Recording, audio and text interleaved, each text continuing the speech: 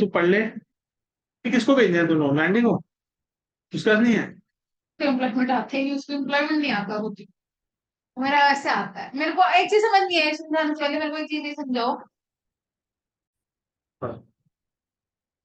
अच्छा, सी।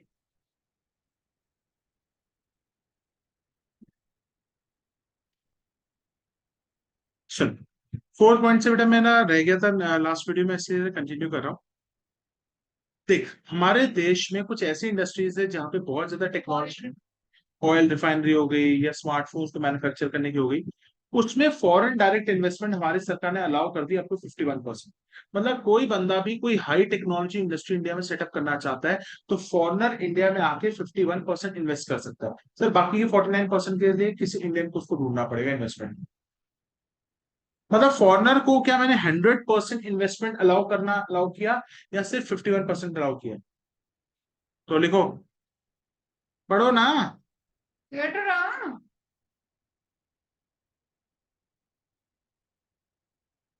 The government prepared a list of the high technology and the high investment in priority industry. Government ने किस चीज की list prepare की थी? एक high technology and high investment priority industry, जिसमें automatic, in which automatic permission was given to the foreign investors। ओ भाई, book में ना यही है। बिल्कुल समझ नहीं आ रहा है मेरे को क्या लिखा है आपने। तो लिख, लिख,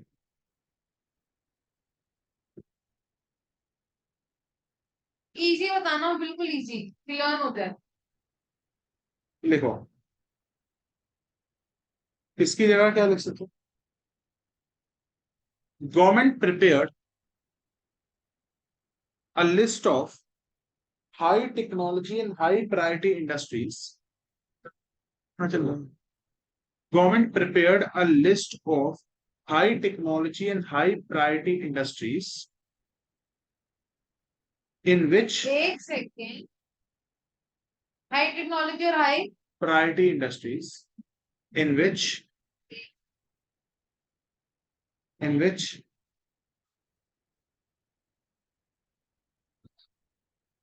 foreign investors in which foreign investors can invest up to 51%, in which foreign direct investment was allowed up to 51%। ये ठीक है?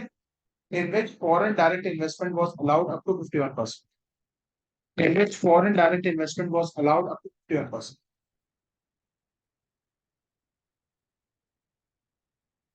in which foreign direct investment was allowed up to 51%। In respect of foreign अब exchange. ध्यान सुनो, ये भी हो गया। In respect of the foreign technology agreements, automatic permission is given to the industries for a sum up to 1 crore। अब ध्यान सुनो, कोई भी फॉरेन टेक्नोलॉजी एग्रीमेंट्स करने हैं किसी और कंट्री के साथ। क्या फॉरेन टेक्नोलॉजी एग्रीमेंट्स क्या होते हैं? जिसमें एक बंदा दूसरी कंट्री से फॉरेन की टेक्नोलॉजी खरीदता है। अब जैसे एग्जांपल के तौर पे, मेरा इंडिया में बिजनेस है, किस चीज का बिजनेस है? सपोज कर फास्ट फूड चेन। मैं चाहता हूं कि मैं अपने रेस्टोरेंट के अंदर कोई अच्छे बर्गर्स बेचूं जैसे मैकडॉनल्ड्स बेचता है। तो उसमें से एक ऐसा इंसान है जिस बंदे ने इनिशिएटिव लिया था, that was burger Singh. Burger Singh एक ऐसा बंदा था जिसने सोचा कि मेरा बर्गर मैकडी को टक्कर देगा। उसने बर्गर्स को बनाने के लिए जो मशीन्स थी ना, वो यूएसए से इम्पोर्ट। तो उस समय ये था कि अगर कोई बंदा 1 करोड़ तक की टेक्नोलॉजी को इंपोर्ट करता है तो सरकार की कोई परमिशन लेने की जरूरत नहीं है, आप इंपोर्ट कर सकते हो। 1 करोड़ से ऊपर की टेक्नोलॉजी को इंपोर्ट करोगे तो सरकार की परमिशन लगेगी। तो उसमें क्या लिखा है? In respect of foreign technology agreements, automatic permission is given to high industries for sum up to 1 crore. इसको भी साथ लिखा हूं। नेक्स्ट लिखवाना, लिखो। नो, लिखो, automatic permission was given by government. यार आप ये मैं कैसे लिखना है? पहले मेरे में सी में लिखा नहीं जा रहा। कैसे लिखा जाएगा? कोई बात नहीं, देखो। क्या है। Government use to give, the government use to give, the government use to give automatic approval, the government used to give automatic approval, the government used to give automatic approval for the foreign technology agreements, for the foreign technology agreements for a sum up to 1 crore. Foreign technology Agreements for a sum up to 1 crore.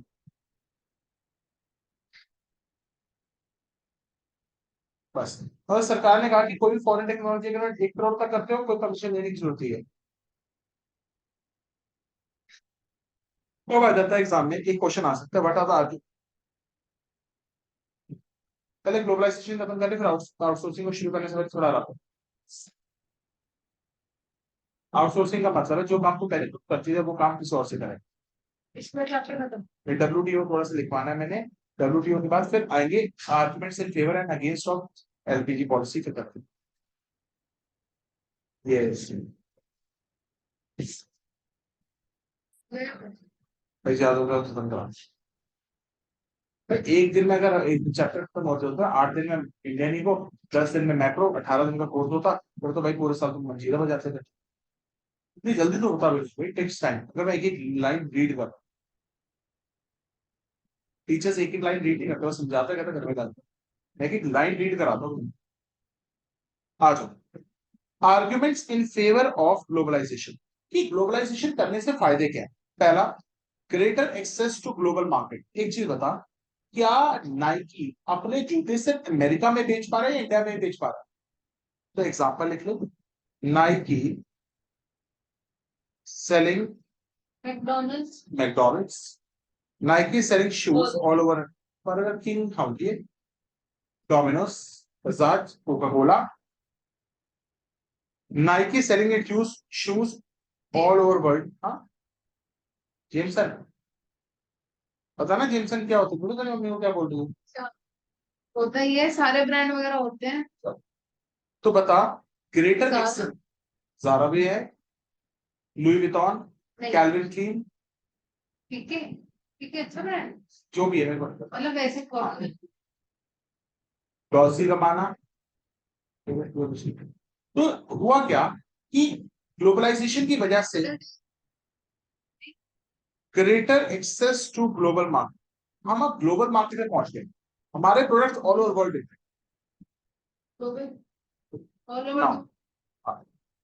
आगे देख, large industries of the developing countries like India have reached the international market like Haldiram और Bikaner।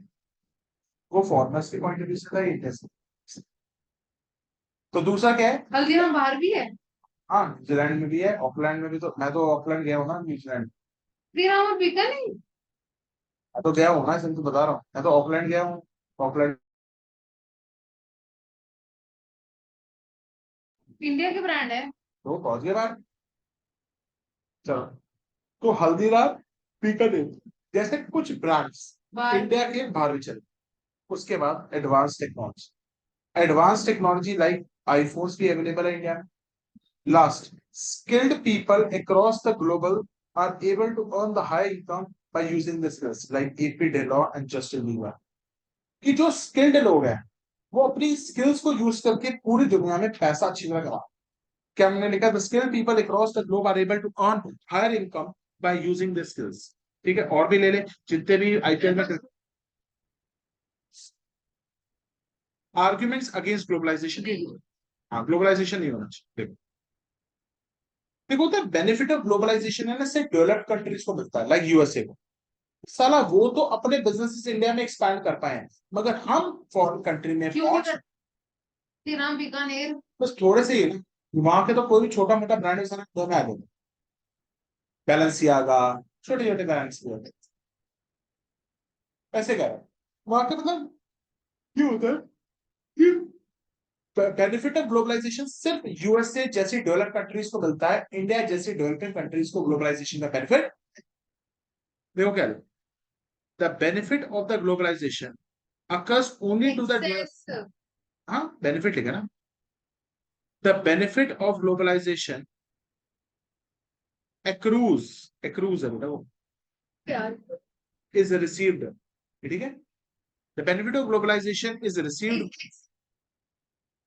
is received only by the developed nations as they are able to expand their market in other countries, no benefit has accrued to developing countries, हमें कोई ज्यादा benefit नहीं मिलती due to the globalisation.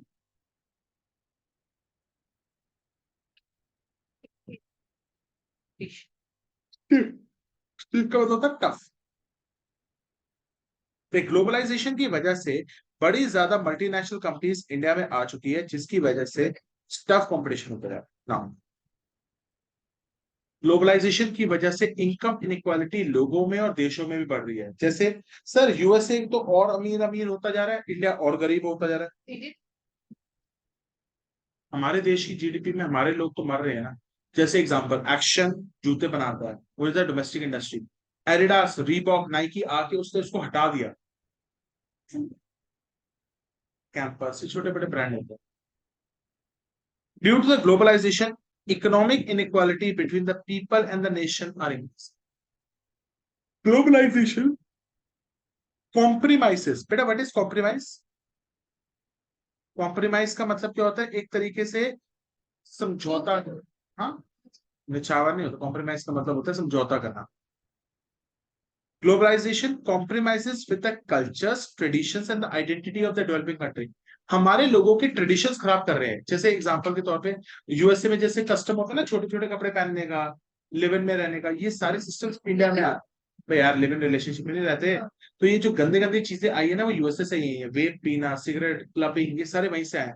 तो globalisation की वजह से आज के दिन में हमारे ट्रेडिशंस, कल्चर्स, आइडेंटिटी सब खराब हो। गर्मी में नहीं Take a rest for 5 minutes. I will start the outsourcing. Outsourcing may be defined as contracting out some of the activities of the business organizations to some other external service provider. किसी बाहर वाले बंदे को दे देते हैं, which were earlier performed by the organization itself. जो काम organisation पहले खुद करती थी, अब वो काम हम किसी और बंदे से करवाए। हिंदी में लिखा है, जो काम हम पहले खुद करते थे अब दूसरों से करवाएंगे। Very a one marker, outsourcing is the outcome of globalisation. Globalisation की वजह से आउटसोर्सिंग हुई है। ट्रू फॉल्स आ जाए। Globalization is the outcome of outsourcing, गलत। Outsourcing is the outcome of globalization. अब ये एग्जाम में क्वेश्चन बहुत आता है। Why India is becoming a favorable outsourcing destination for the developed countries? यार ऐसा क्या है हमारे देश में कि जो डेवलप्ड कंट्रीज है वो सारा काम हमारे यहाँ पे भेज रही है? पहले जो यूएस, यस, पहले क्या होता था? यूएसए में सॉफ्टवेयर बनाते थे, यूएसए में मैन्युफैक्चरिंग करते थे, यूएसए में अकाउंट्स मेंटेन करती थी कंपनीज अपनी। मगर अब क्या कारण है कि सॉफ्टवेयर हमारे लोगों से बनवा रही है कंपनीज, अकाउंट्स हमारे लोगों से बनवा रहे हैं? क्या कारण है? पहला, एक तो लेबर सस्ती भी है इंडिया में, दूसरी लेबर हमारी स्किल्ड भी है, एजुकेटेड भी है। तो पहला पॉइंट क्या है? Availability of the skilled manpower in India, India में स्किल्ड मैन पावर है। दूसरा, availability of the cheap labour in India in comparison to developed countries. High international creditworthiness of India. भाई international creditworthiness क्या होता है? दुनिया में हमारा रुतबा है। मोदी जी जगह जगह पे जाते हैं, लोग पागलों की तरह उनको देखने के लिए आ जाते हैं, क्योंकि हमारे इंडिया का रुतबा है भाई पूरे वर्ल्ड में। तभी तो बेटा बड़े सारे फॉरेन ब्रांड्स इंडिया में आने के लिए इतने उत्सुक है आजकल। तो पहला क्या है? इंडिया में लेबर सस्ती है। दूसरा, इंडिया में लेबर चीप है। और तीसरा, हाई इंटरनेशनल क्रेडिट वर्दीनेस है India. Favourable policies of government towards MNCs like tax holiday and tax concentration आपने लिखवाया। क्या लिखा है इसने? Favourable policies of government towards MNCs like tax holiday and tax holiday का टैक्स कंसिडरेशन का आता हूं। जो भी मल्टीनेशनल कंपनी इंडिया में आती है बिजनेस करने के लिए, हम उसको टैक्स हॉलिडे देते हैं। 5 साल तक तो कोई टैक्स ही नहीं लेते, पता है? बड़ी हम स्पेशली बड़ा अच्छा करते। कोई भी फॉरेन ब्रांड इंडिया में आए, अपनी इंडस्ट्री सेटअप करे, 5 साल तक उसे टैक्स ही लेंगे। तो हम ये ऐसा क्यों कर रहे हैं? क्योंकि हम उसको बड़े सारे इंसेंटिव दे रहे हैं मल्टीनेशनल।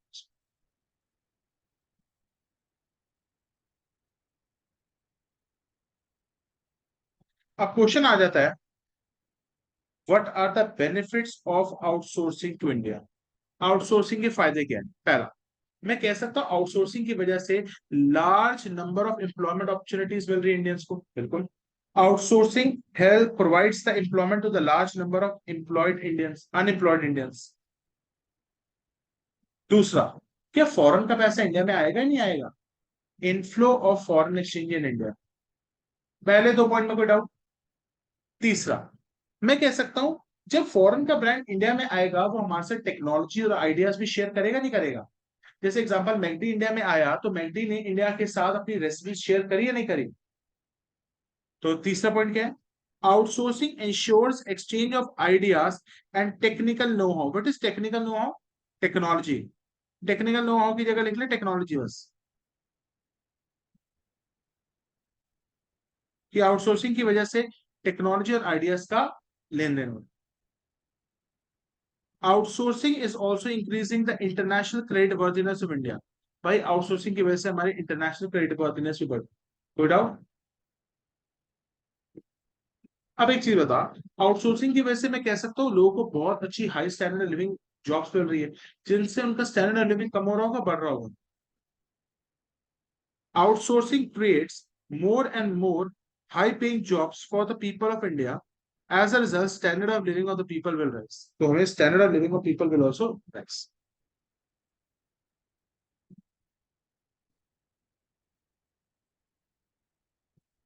अब क्वेश्चन आता है, आउटसोर्सिंग की आउटसोर्सिंग का अपोज कौन करेगा? हम लोग करेंगे या फॉरेन के बंदे लोग? विरोध।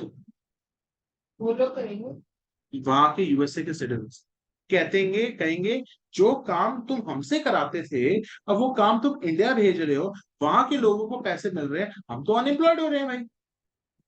सिंपल भाषा में देख, अब यूएसए का काम यूएसए में होना चाहिए था, मगर यूएसए वाले वो काम इंडिया से कराते हैं क्योंकि इंडिया में सस्ता हो जाता है। मरता कौन है? यूएसए का बंदा। चलो, outsourcing reduces the employment opportunities for the people of developed nations and create job insecurities among them। तो जॉब इनसिक्योरिटी हो जाती है, हाय राम हमारी जॉब रहेगी नहीं रहेगी। Foreign exchange. नेक्स्ट, आउटसोर्सिंग की वजह से क्या होगा, वहां का पैसा इंडिया में आ जाएगा। अब हम भी थोड़ा स्टैंडर्ड ऑफ लिविंग हमारा बढ़ जाएगा। तो बता, यूएसए और इंडिया में बीच में जो इनकम का डिस्पैरिटी थी वो कम होगी या बढ़ेगी? कम होगी या बढ़ेगी? कम होगी। क्योंकि देख, यूएस में बहुत ज्यादा पैसा है, अब वो पैसा इंडिया में आएगा क्योंकि इंडिया से वो काम करा रहे हैं, तो यूएसए में पैसा कम हो जाएगा और इंडिया में पैसा बढ़ जाएगा। तो बताना दोनों के बीच में इनकम डिस्पैरिटी बढ़ेगी या कम हो जाएगी? किसको चिड़ मचेगी सबसे पहले? ये इंडिया भी अमीर होता जा। Outsourcing leads to outflow of funds of developed countries in India, which reduces the income disparity between them. 5 minute का रेस्ट लेना है, मैं करा दो थोड़ा सा है, और लिखवाना भी है इसका। World trade organisation. अब वर्ल्ड ट्रेड ऑर्गेनाइजेशन क्या होती है, ध्यान सुनो।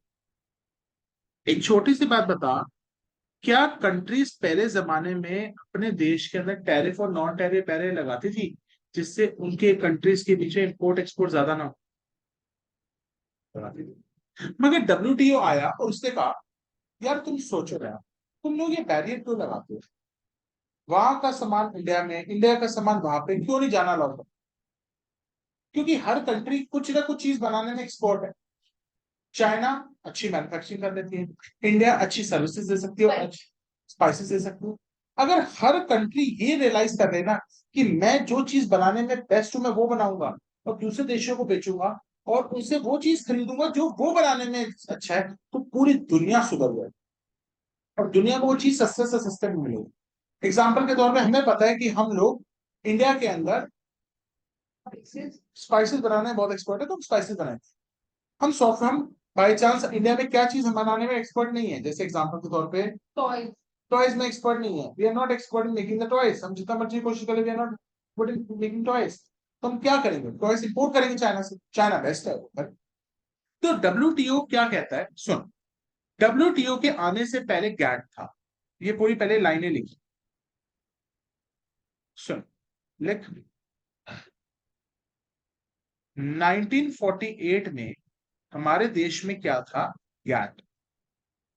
मगर 1995 में ये गैट का नाम चेंज होके इसका एक सक्सेसर आया जिसका नाम था डब्ल्यू। तो डब्ल्यूटीओ कब आया था? 1995। उससे पहले क्या था? गैट। गैट की फुल फॉर्म क्या है? General agreement on trade and tariff. General agreement on trade and tariff. तो डब्ल्यूटीओ की फुल फॉर्म क्या है? World trade organisation.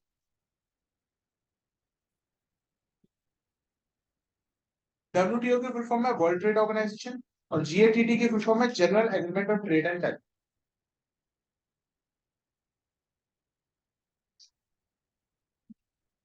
कोई दिक्कत नहीं। डब्ल्यूटीओ कब आया था? 1995 में। और गैट कब आया था? 1948।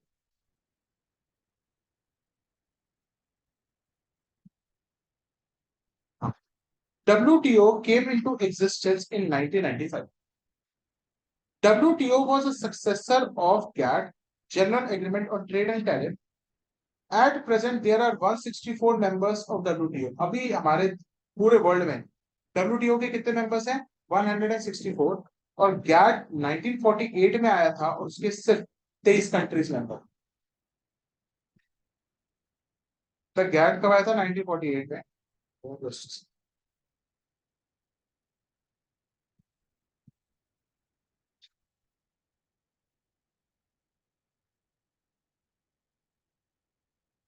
गैट 1948 में आया था, उसके 23 कंट्रीज मेंबर्स थी और इसकी 160। ठीक है। तो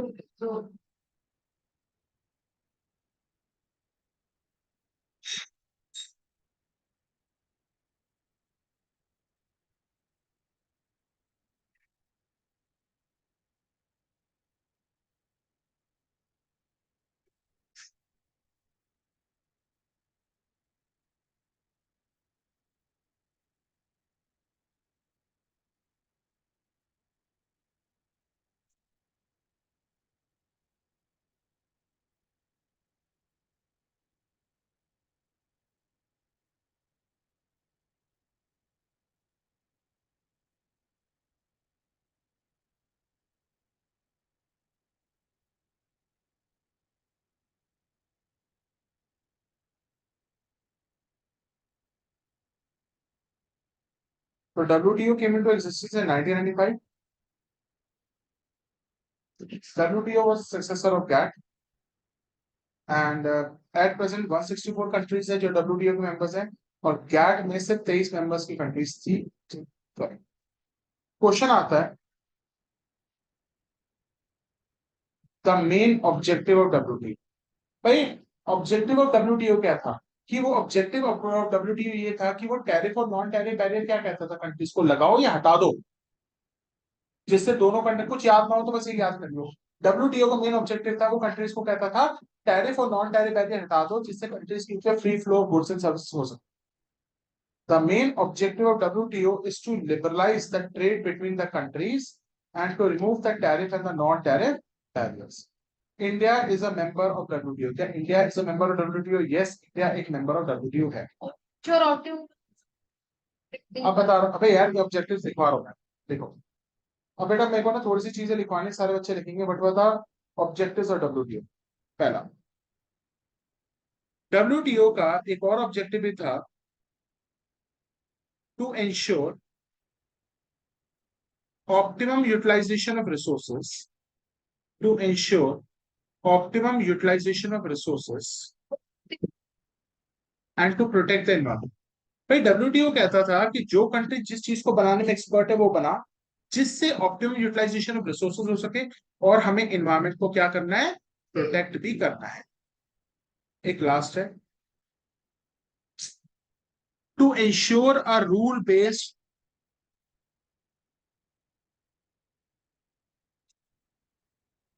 क्या हो रहा है?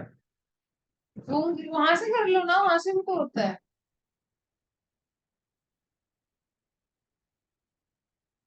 क्या हो रहा है? सिर दर्द हो रहा है पूरा से।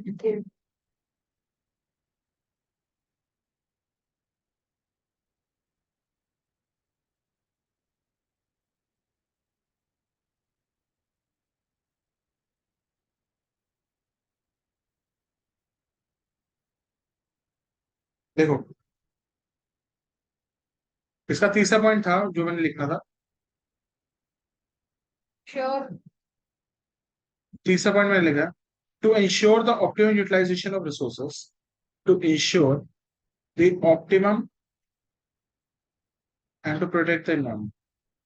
To ensure the optimum utilization of resources and protect the environment. To establish a rule-based trading regime, जिसमें कोई भी कंट्री अपनी मन मर्जी से कोई भी रिस्ट्रिक्शंस नहीं लगा सकती ट्रेड कि जो भी ट्रेड होना एक रूल्स के हिसाब से हो। To ensure a rule based trading regime where no country can ज्यादा नहीं होना मुझसे। place arbitrary restrictions on trade। क्या हो गया, लिखो ना आगे।